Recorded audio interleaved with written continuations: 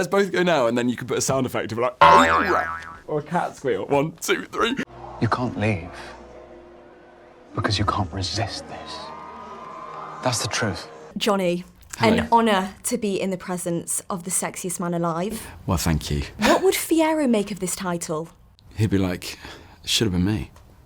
He'd be envious. I'm sure the Winky Prince is probably, he's the sexiest man of all time. Although I'm taking it very seriously, I'm fully aware that maybe it is the characters that I play that have led me to this extraordinarily absurd but brilliant. It's you in all your sexiness. I'm counting down the days. I'm going to make the most of it. You've got to. Should we go out tonight? I'm Sexy hoping conga some line. of this sexiness comes Are onto you me kidding? now. Come on. You there's, charmer. There's a lot of pheromones in this room and I'm looking at everyone. There is the most incredible video of you in Dancing Through Life, Right. side by side with a certain straw man from The Wizard of Oz. Yes. Life is fraughtless when you're thoughtless. You're pulling off the same moves. How intentional was that? So everything in Wicked is intentional and purposeful. But it was brilliant on the day. You'd come up with things like the leaning before seeing Galinda in the library. But, you know, for instance, Ray Bolger gave an extraordinary performance that I saw as a young, dancer.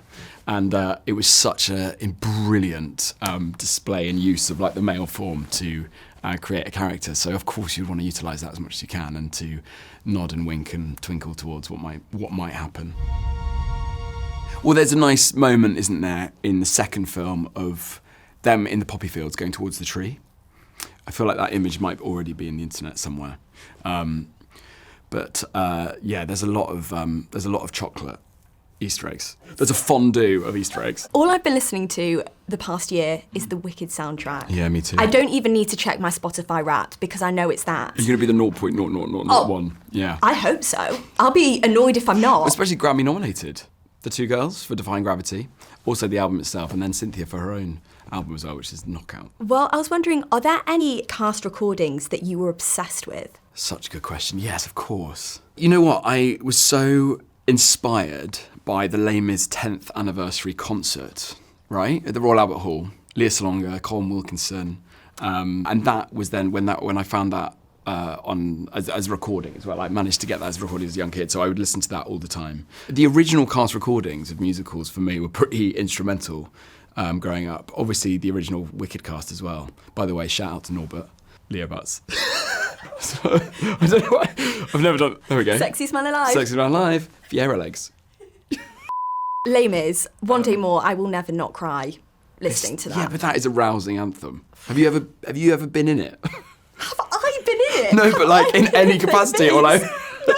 I could see you and doing the 4, box step. It's like Fontaine. Yeah, of course. Or you could play Cosette, you could play... You've not heard me sing yet. I have a vibe of like Jean Valjean, like you can survive and thrive. I think you'd steal a loaf of bread. Wouldn't you, to feed your family? I would know. steal a loaf of bread. Well, I'm excited for you to come Would and you see crack a me window in pane? the West End version of Les Mis.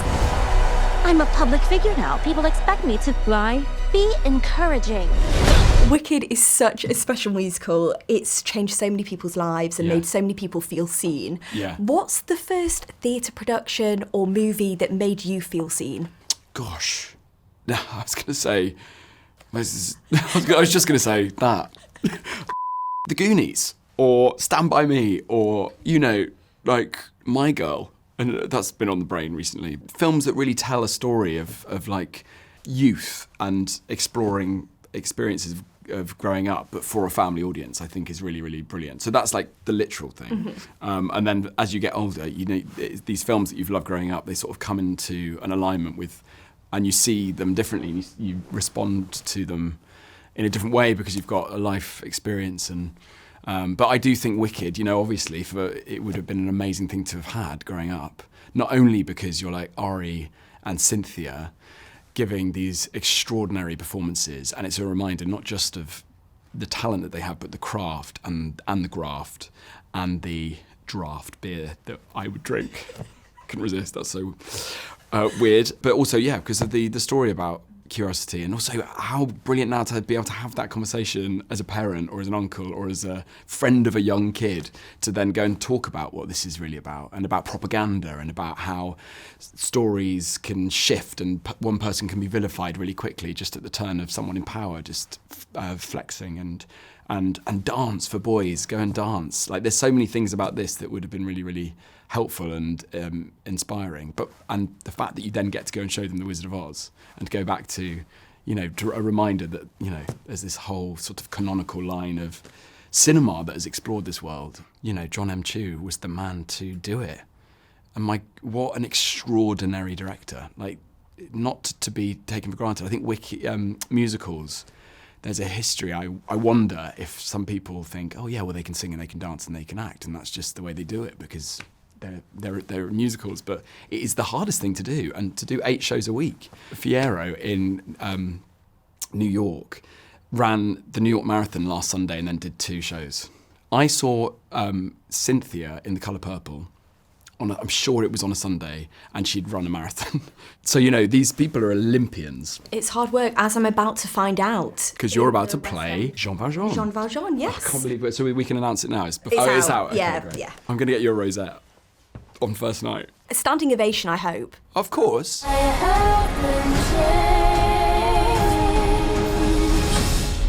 Think of what we could do together. One thing about us is we're both theatre kids. What do you think Fierro's favourite musical would be, aside from Wicked, of course? Starlight Express. Probably The Wiz, actually. And if not that, he would have loved Cats. Oh, he would have loved Cats. Wouldn't he? I know. Actually, someone did ask me earlier today, they're like, is there any parts you would like to play? And I said Rum Tum Tugger. I can so see that. I would love that. Maybe so after, wait, when do you finish Jean Valjean? I'm only 2029?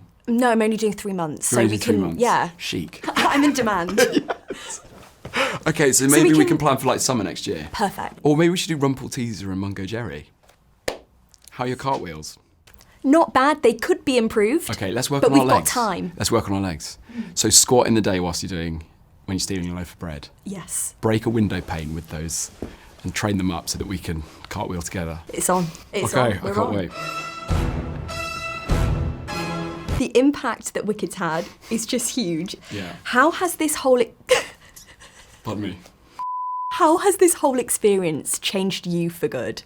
It's come at the most extraordinary time in a career that I've been working since I was 6, which is wild. I was sort of scouted in a local village hall dancing. So it's all been a surprise. But I've been sort of like, I realise now, I think in having 3 or 4 years working on a film like this that comes in 2 parts, you get to experience the joy of and the pressure of also wanting to serve all the Fierros that have come and the ones that will follow, and to know that to be in a dance sequence on film that was so inspiring to me, to know that you're having to deliver on that was just extraordinary. But to see the response, to see people being brought into the cinemas at a time, where we need to be reminded that that's where, films are designed to be watched. To see that and to be sort of dizzy, like to see the dizziness and the sort of like, to be able to step away for a year and to come back to it,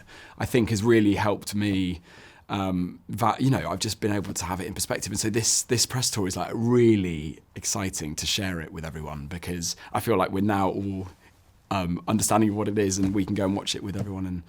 And it's given me confidence, working with Mahershala and Scarlett as well in Jurassic. It's been really amazing to just be reminded that like these brilliant people that you've seen give the best performances on film and the best performances on stage as Ari and Cynthia and Jeff and are the kindest and most generous people.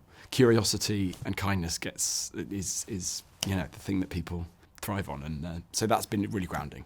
That was a long answer. It was a beautiful answer. I adore you. If I could cartwheel out of this room right now, come on, please know I would. No, we'll do that, and then let's both go now, and then you can put a sound effect of like, ow, or a cat squeal. 1, 2, 3.